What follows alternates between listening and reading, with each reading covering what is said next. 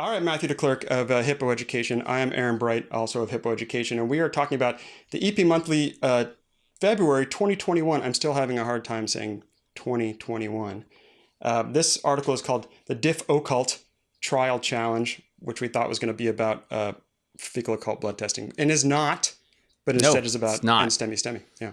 It's about EKGs. Mm-hmm. And this was a good article because it harked on something that I thought about since training. Like, okay, we've got our STEMIs, which we know are occlusions, and we take them to cath lab. But then the non-STEMIs, we don't need to rush to take them to cath lab. Right. Sometimes they'll go later on. But I always thought, like, we got to be missing some people. It can't just be this like EKG little, and that's it.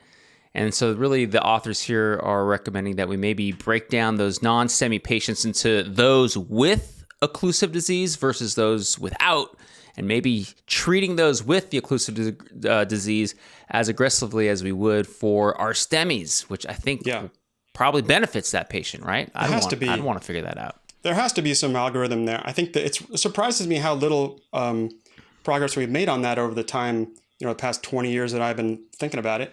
Because clearly it's like we know what to do for STEMI. We've got all this research behind it, and everything else we're not sure yet. It doesn't really mean that NSTEMI means something. It just means not this thing we studied. So it's nice to see some progress on possibly being able to be a little more nuanced with who goes to the cath lab and what have you.